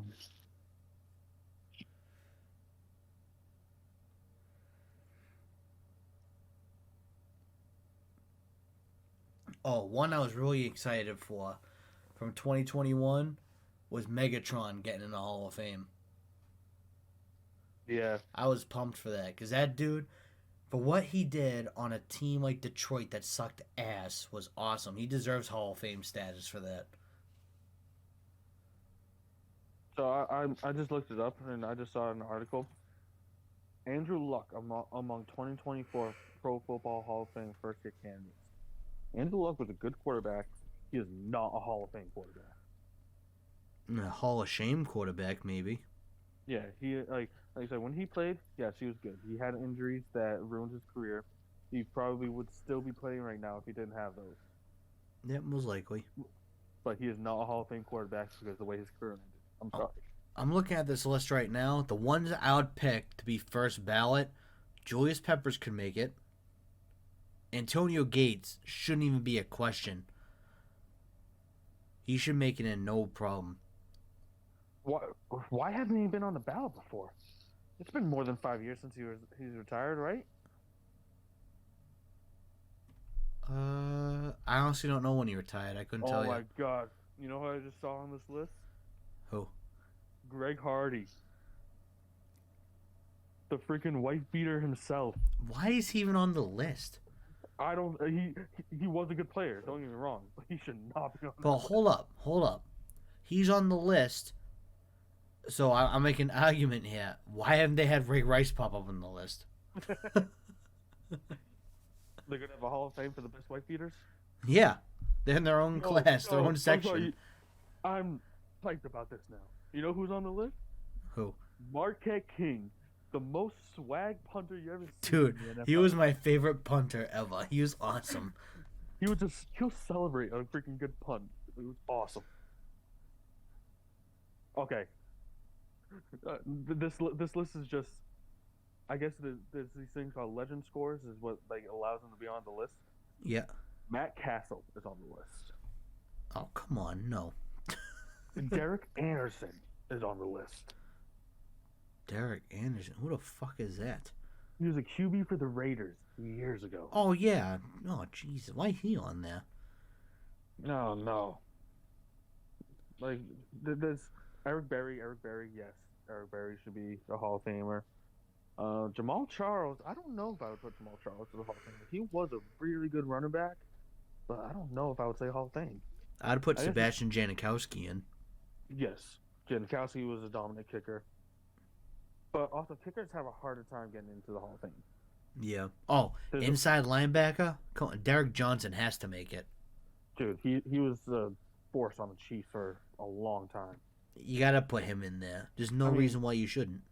That Chiefs linebacker core back then used to be, I loved them. Between Justin Houston, Derek Johnson, and Tampa Ali. Tampa Ali was my favorite. Why, because his name? No, the black visor. Well, him and Justin Houston had that stuff going on. They were the edge rushers that were just but Tampa Ali had the huge fucking face mask. Mm-hmm. In the black visor. Yeah, I'm just looking at this list and I'm like, I can only see like a few of them actually maybe make it. I'm looking at the 2025 one now because I'm curious. Luke Kuechly, you damn right, he's making it in. I am still the only. I can't say he's making it in because he retired too early. He did. My reasoning. He didn't play enough. But all those tackles, though, you really gotta say all those damn tackles. That's why if he played more, he'd be a first ballot guaranteed. But he didn't play enough. Well, looking at this list, there's plenty you can replace him with because I think Adam Vinatieri should be a no-brainer. He shouldn't, because I think there's only 2 kickers in the Hall of Fame or 1 kicker. But look at Vinatieri's resume, dude. You can't even argue with it. Vinatieri, yes. That's not. He should make it no problem. I'm looking at this. Vinatieri, definitely. Beast mode, yup. Joe Staley, beast mode. Marshall Yanda was good. No. Eli Manning, no. Get him off this list. Nope. He won 2 Super Bowls, Mike. I don't care about rings. Hey, Calvin Johnson won 0. He's in the Hall of Fame. All right. Eli won 2 Super Bowls. You gotta put. He's going into the Hall of Fame. I'm not gonna be happy about it, but fine. Darren Sproles on this list. If there was like a Hall of Fame for like best utility players, he'd be there. Yeah. Oh, Aqib Talib. Dude, I'd love Talib. Me too. I don't know about Hall of Famer, but he was a good cornerback for a long time. Yo, James Devlin's eligible 2025. Put my man in there. Oh, that horse collar fullback in there. My guy is okay. I'm sorry. I love Matt Bryant, the kicker, because he's on the Falcons. Yeah. But Jay Ajayi, I forgot all about him. What the hell did Jay Ajayi do? He deserves to be on this list. His last name? Oh, they got the most kids award guy on this list. Dominic Rogers-Cromartie. He has like 20-something kids. Dude, Hall of Fame alone just because of that. Put him in. He might get more money for his kids. Vernon Davis is another guy that I think should be in. Yeah, I think he should. Demarius Thomas, I think they're going to put him in just because of what happened. Oh yeah, I didn't think of that. I don't want Terrell Suggs in there. I'm not a fan of him. The dude was good. You gotta give him credit. The dude was good. He can be good. Doesn't mean I don't like him. Clay Matthews, the best hair in the NFL. Yep. All right. Now moving on to 2026 because now I'm intrigued. Yeah, yo, Drew Brees. Yup. Oh, Drew Brees is Larry Fitzgerald. Yup. LaShawn McCoy. Yup. Shady. Jason Witten for longevity. I would say yes. Frank Gore, another one. Yep. Longevity. Bro, my boy Julian Edelman's eligible. Yup. I don't think Edelman's making it. He won't, but I want him to. Just like Des Bryant shouldn't make it. Des Bryant was a good receiver, but he didn't do enough.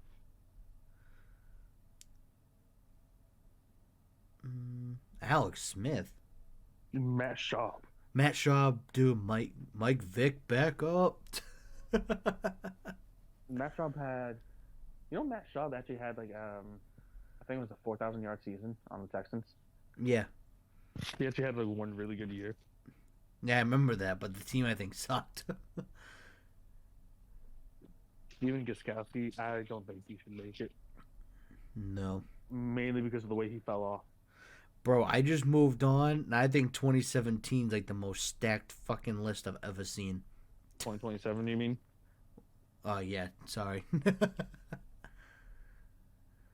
Mike can't read. Dude, that's not a secret. Everyone knows. Peterson, yes. Antonio Brown, yes. Richard Sherman, Rob Yes. Gronkowski, Yes. Eric Weddle. Yes. Dude, almost this whole list can make it, almost. Le'Veon Bell, I'm not sure. Gerald McCoy, yes. Cam Newton, no. Big Ben, yes. Andrew Whitworth, yes. Jimmy Graham. I don't say yes for Jimmy Graham. Dante a lot of Hightower, you might be able to. Oh, Richard Incognito's on this list, too. Oh, the racist. Oh, no, Villanueva. This is a personal thing. I want to see that guy make it. I want to see a military man make it, too. That's what I'm saying. This dude joins the military, then leaves football to go into the military, and then comes back and still plays on a high level. Dude, I want the 2028 class just to stay the way it is. Just look at it real quick. I'd be happy with that. I didn't even know they have a class that far out. Well, they do because 3 people retired this year. Tom Brady, J.J. Watt, and A.J. Green. Dude, just leave it like that. That's perfect. It's beautiful just like that. A.J. Green, he's another guy that if he just like retired before he fell off, he would have been a great player. Yep. But I think he just J.J. tried to Watt, stay playing for too long. I think Brady should be the first player that doesn't have to wait to get in the Hall of Fame. The resume speaks for itself. Why make it wait? Because the reason why it's a 5-year thing is because they don't want any chance of the player to come out of retirement and be in the Hall of Fame and still playing. Well, tough shit. That's just how it is. Well, that's stupid. What's so stupid about it? It's true. You don't want a Hall of Fame player playing. Yeah, you do. Why are the Hall of Fame wrestlers still wrestling? Oh my god. I don't want them wrestling anymore. But yeah, I still have to watch that. Ric Flair wear whitey tighties to wrestle once in a while. Don't want to see that. I forgot who it was. They came out and said like they trying to prove a point that wrestlers are tougher people than football players. And I'm like, listening, I'm like, you know what? They're not wrong. Oh, it was Like, Seth Rollins. Yeah, he's like, we have to do it throughout the whole year. We don't get any breaks. And I'm like, and I'm thinking about it, I'm like, yeah, it's acting. They still take a beating. Oh yeah, dude. Like even Alyssa gets it now, and she's almost bigger into wrestling than I am somehow. I don't know how I managed to do that. But yeah, like dude, I got her into it. Like whenever there's an event in Boston, she's like, Mikey, we have to go. It's on this day. I'm like, dude, we're busy. I can't. Or dude, each ticket costs like $300 because that's how expensive things are now. Oh, actually, no, it wasn't that bad. The tickets for because Monday Night Raw is in the Garden on in March. Mm-hmm. Like the nosebleeds like 120 to 150. I just spent like roughly about $750 on 2 tickets for the Bruins.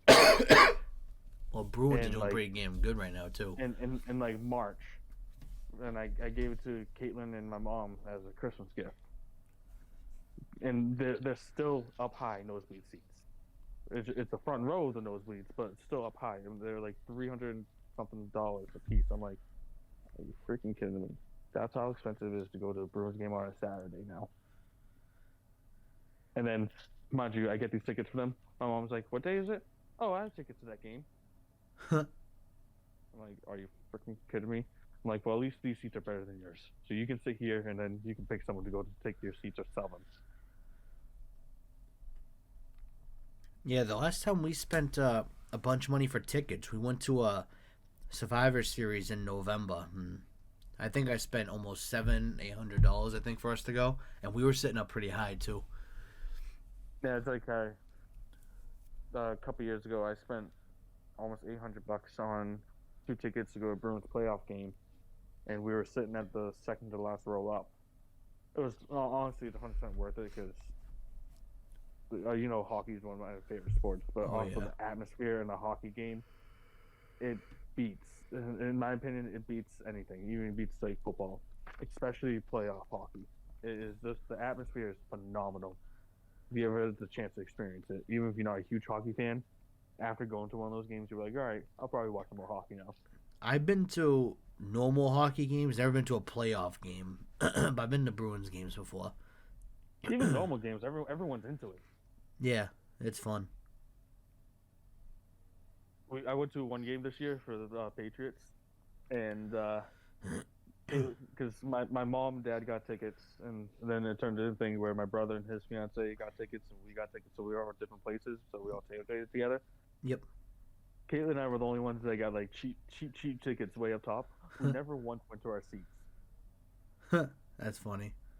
We stood in the standing area. I met one of my friends that happened to be at the game. Saw them, talked to them for a while. Was just standing up. And then people started leaving because I forgot what game it was, but it was a blowout game. The Patriots were actually winning by a blowout, so people were leaving. So we kept on just moving forward to the point where we got to the visitors tunnel. We were right there. I think it was the Brown. No, that's what it was. I think it was the Browns last year, not this year that we went to the game. And because Baker Mayfield was there, that's what it was. Had to be the Browns because he was on the Panthers this year, and we didn't play the Panthers. Yeah, that's what it was. It was the Browns, not this year, last year. And like I said, it was an absolute blowout game. It's like one of the only ones they had that year. Yeah. And it was funny. It was like, I'm never buying actual tickets again. At least while I'm young and I can still stand for a couple hours without being too tired. Yeah, I enjoyed going. I went to one last year and it was fun. We went to the Lions game that wore all the throwbacks and stuff. That was a fun game. Mm-hmm. Yeah, I remember you saying that you did you go to the game where they were the Reds? No, that was my first one ever. Didn't they wear the Reds this year once? Yeah, they did twice. That was the one I went to. Yeah, one of them. Yeah. Okay. They wore it prime time against the Bills at the end of the season. That one time against Detroit, and I was at the Detroit game. Okay. So yeah, that's what it was. Yeah, I was so excited because they even did the field throwback and stuff. I loved it because I love the throwback uniforms and everything. So I was so excited. Detroit is a sneaky good team this year. If they can figure out their defense, their offense is filthy. Yeah, I know that being riddled by injury. That defense is I don't know how to explain it. I don't think there is a defense. Yeah, I don't know what that is. But you know what, Jared Goff, he looked good. He looked like more than just a system quarterback. I wonder if he got a little chip on his shoulder because of the trade and everything. Wonder if that gave him a little. Good. I was very critical of him coming into the NFL in his first few years because I thought the same thing as everyone, that he was just a McVay quarterback. He was a system quarterback. That he was only good because of McVay's system. But then he went on to Detroit. The first year was rough. Don't get me wrong, but it was. His first year with a team where he had no one at receiver and stuff at the time. But then you got Amon-Ra St. Brown, who, if he didn't get injured, he could have been the best receiver in the NFL this year. Oh yeah, he could have. But he was out for 4 games, 5 games. Something like that. I can't say he could have, because Justin Jefferson almost broke the record. Justin Jefferson, to me, without debate, is the best receiver in the NFL this year. Possibly the best receiver in the league right now. Yeah, most likely. I mean, there's other good ones too, but I think it was him by far. Like, yeah, Jamar Chase is good. Who else was a good, like, standout Stephon good Diggs. receivers this year? Stephon Diggs, which I'm interested to see what happens there because like, he seems to quit on his team very easily when he doesn't get his way. So I'm interested to see what happens. Yeah, I don't he know was if he's all falling fired at the up end of. when they were struggling against the damn Bengals. Mhm. But it's like, dude, you're playing a top team. We get frustrated every time your top team goes against another top team. Like, Exactly, and he did the same thing on the Vikings. That's what I'm saying. It's interesting to see what happens there. But yeah, yeah, Stephon Diggs, Devontae Adams, even though the team sucks, still had a hell of a year. mm, But I don't know. I don't think there's too many standalone great receivers this year. no, I think that was just about it, honestly. Like, actually, you might be able to say Tyreek too. Tyreek, he had a surprisingly good year to me. I did not think the Dolphins were going to be good at all because I don't trust Tua as far as I can throw. Yeah, I actually didn't know that was gonna happen either. I thought, honestly, I thought they were gonna have him. There was gonna be a bunch of fucking like underthrows because you couldn't hit him But at the downfield. same token, when you got Jalen Waddle and Tyreek Hill as your receivers, I mean, how can you not be good? That's true. Even that kid, what Shaq Thompson, whatever his name is, that third string thing came in, he even did well. I know. I mean, all you gotta do is literally throw the ball up and be like, "All right, Tyreek, you're somewhere over there, right?" The one of the things I saw that was funny was I'm trying to think exactly how it was. Fucking oh shit. I think me getting tired is getting to my brain now because it's fucking with my head.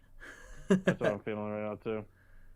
So I literally just read something and it made me want to bring it up, and now I got to try to find it again because I don't remember what the fuck it was. It's about Hall of Fame stuff because we were just looking that up. No, it was about what we were just talking about with Tyreek Hill and all that shit. Fuck. Damn it! Now when I try to refresh Twitter to find it, now I got different stuff. I don't know what I was trying to bring up. Now I lost it. I completely lost it. Damn it.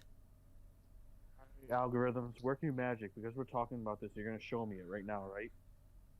Show me something about Tyreek Hill that was and fucking Tua that I was trying to bring up, and now I lost it.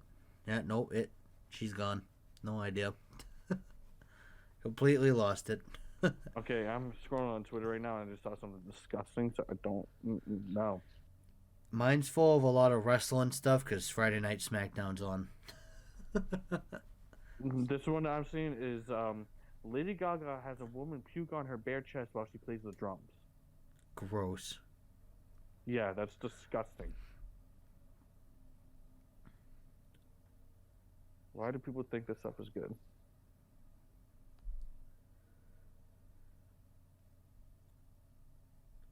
Oh, last thing we'll bring up, and then we can. I know we're both fucking like dead over here, brain cell wise. We're struggling. But when it comes to NFL MVPs now, I'm getting sick of how it works. They pick the person, not the stats anymore. Mahomes won it. Yes, he had great stats. But last year, I don't remember who won last year. I forget. I don't know. I'm trying to think of one last year. Was it Lamar? It might have been, yeah. I do think Mahomes deserved this year because he took that team where people were thinking that Kansas City wasn't even going to be the best in their division. And he took that team and look at him now. Even though playoffs aren't supposed to matter, still fine. He was still the best team in the AFC. Yeah, so his stats here, and I'm fine with him winning this year because all those stats were fine. They proved it. He had a pass rating of 105.2, 5,250 passing yards, 41 touchdowns, and 12 picks. Now I'm going back 1 year now because these are stats of a player that didn't win MVP, and they're pretty much the exact same stats. A 102.1 passer rating, 5,316 yards, 43 touchdowns, 12 picks. TB12 did not get that MVP last year with those stats.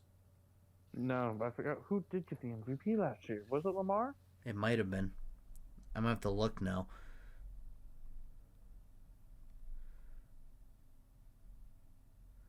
Oh, it's Aaron Rodgers. Fucking Christ. Oh my god. The other thing I could say, like for this year, I do think Justin Jefferson could have got MVP. Oh, I think so too. Like that, you want to talk about another team that would not be anywhere close to where they are without that player? Yes, Patrick Mahomes. Without Mahomes, the Chiefs would not be the Chiefs at all. But you could say the same thing about the Vikings. Kirk Cousins wouldn't be talked about as a top 10 quarterback without Justin Jefferson. Yeah, I know, man. The way he's been playing, it's unbelievable. One of the best receivers by far. Honestly, if he keeps playing like that, he should get an MVP at some point. Well, he was stupid close to breaking the record this year for most receiving yards, right? Yeah, I think he was only like a couple hundred away. Like it was to the point where people were talking like, oh, they're gonna snuff him so he can't get it or whatever. People were saying he was gonna get rigged. Yeah. I'm looking up now the exact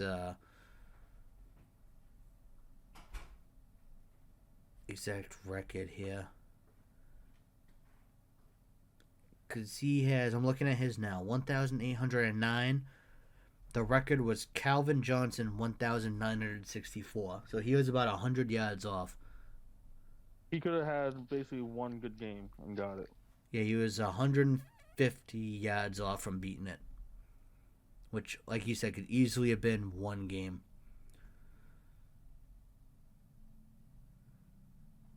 Actually, Tyreek Hill's on this countdown from this year, too. He almost made top 10. Oh, shit, I didn't realize Cooper Kupp last year almost broke the record. No, I didn't realize that either. That's real close. Yeah, Cooper Kupp was only 20 yards off.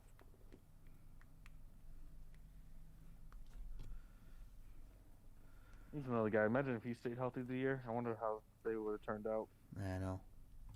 I'm looking back at all the yearly records for receiving yards, and it's absolutely hilarious. Because you got from, like, pre-2003, I would say pre-2000. It goes from Jerry Rice to having 1,800, and then it just immediately drops down to, like, one guy had 870 yards was the most yards that season for a receiver. Nothing even touches 1,500 after Jerry Rice. No, I know. Before Jerry Rice.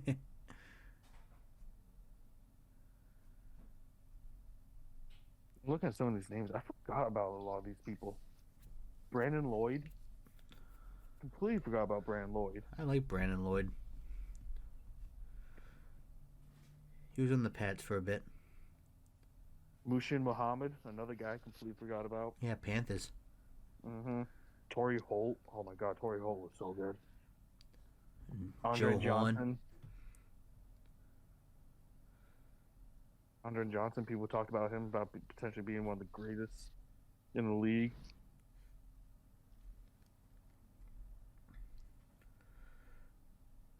See a lot of Randy Moss on here. And good old Julio Jones. I see Julio, Ocho Cinco, Jerry Rice, and Randy Moss and Calvin Johnson a lot on this list. See, I don't see Randy Moss once. He's in the. He ends up popping up in the 50s. In the 50s, you get prime. You get an 07 at 59, 1,493 yards. Then slowly after that, he keeps popping back up.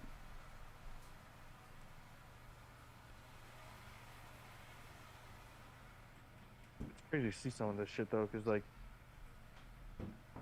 you had some guys like Jerry Rice, who in 15 games got like 1,600 yards, 1,700 yards. Like, I know. You could play the 17 games that they had like this year, which that also does skew the stat a little bit because they had an extra game last year and this year. Yeah. So it does skew the stats a little bit.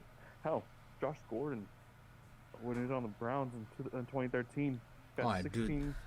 1,646 yards in 14 games. Yeah, no, that year Josh Gordon was amazing. That's when everyone started like fantasizing and having him on their teams and stuff. And then he just couldn't stay off the drugs. Oh, come on, it's just smoking weed. No, it wasn't just smoking weed. They they came out and said he was doing like a bunch of cocaine, and he had a severe alcohol addiction too, where he was drinking during halftime, drinking during pregame. Uh, There's a lot more going on than just weed. I thought he was just a pothead. Which, don't get me wrong, I know I've heard of a lot of players, take a shot before a game or something like that because it does loosen you up. Yeah, I've heard that too. But there's a limit. Yeah, I've heard of players just taking a shot just to help get the jitters out, kind of relax, and that's about it. Sometimes at halftime, I've heard that too when they if they're behind and they're trying to relax, they take a shot, see if it cools them down a bit. Maybe it straightens them out.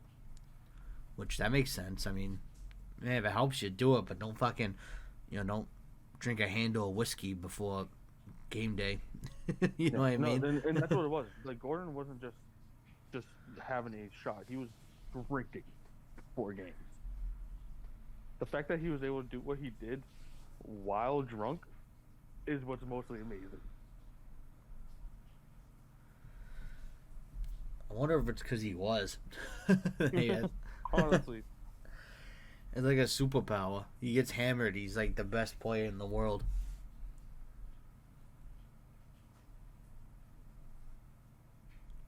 I got my dog right now just trying to play with me as I'm sitting here.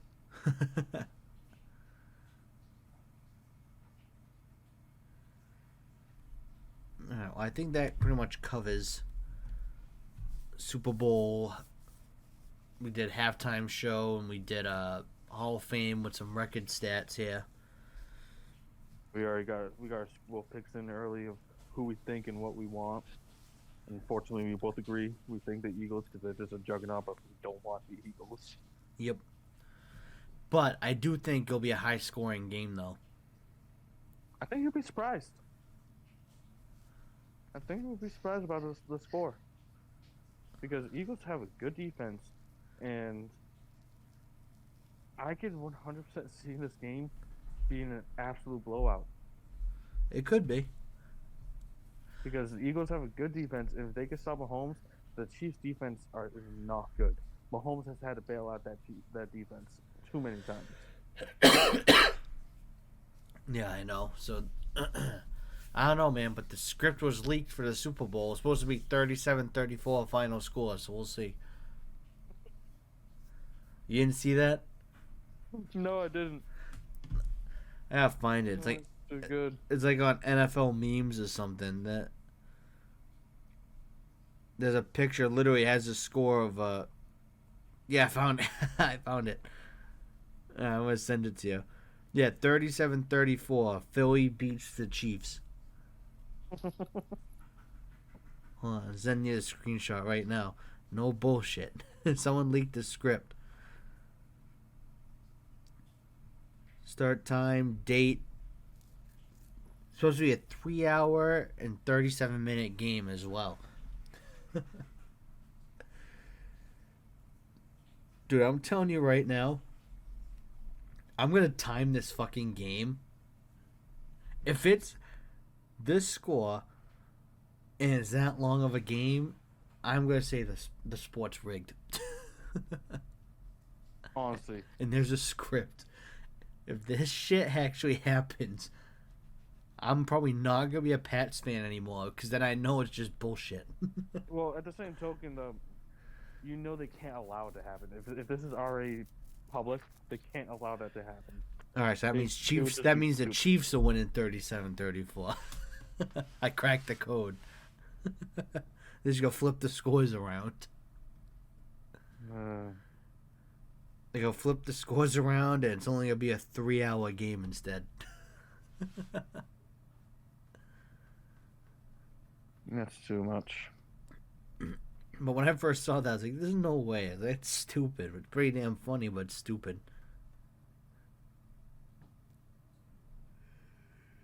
Hmm. All right, so as well, thanks for putting in input for the Super Bowl. Thank you for having me here. Yeah, it's fun. Usually, Darian's around, but he has plans tonight. He completely forgot about. He texted me at like 3 o'clock, telling me Yeah, that he. it happens. Yep, yeah, and but this kind of works out. He's still learning football. He's not really fully into it yet. He's getting Hmm. into it, so this helped me out. Because at least now, at least for this episode, when I talk about the Super Bowl, I can actually go back and forth Yeah. with someone actually watches and follows enough to where when I bring up other player names, they know who I'm talking about and what team they're on and whatnot. But yeah, it was good. So hopefully, I'd like to see the Chiefs win just so Philly doesn't get torn apart like the actual city itself Dude. gets destroyed. I mean, that's what happened last time, right? They Yeah, were tearing they're down flipping over cars street and lights, stuff, and putting cop cars on fire. They're I don't fucking know if it'd be stupid. worse, Philly Super Bowl or Buffalo Super Bowl. Yeah, but at least Buffalo, they hurt themselves, not the city.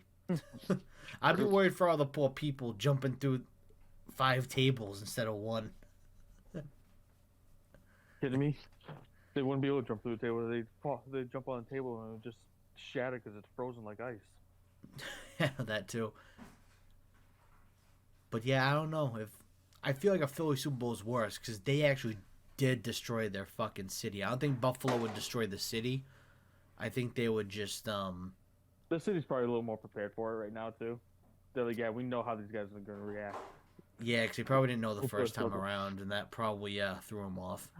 I mean, who the hell thought that you was going to win that year at all with Nick Foles at quarterback? Goddamn Nick Foles. But who the hell also thinks that because your team won the Super Bowl, you got to destroy your city too? That's it. I don't think anyone in Philly was prepared for that. Not even their fans. That's probably why they destroyed the city. It's the apocalypse. They started destroying everything. I remember seeing videos of people sitting on top of streetlights. They climbed up and sitting on top and cheering. Like, dude, these people are insane. Yeah, they're on top of the canopies out in the city too, and they're falling down with people breaking bones Mm-hmm. and stuff. They're so damn stupid. It's like, yeah, you're drunk and you have a good time. Relax. Yep. So for those in Philly, if you win, congrats. Please be safe though, and don't be stupid. And Kansas City, if you win, thanks for keeping Philly safe. That's all I have to say.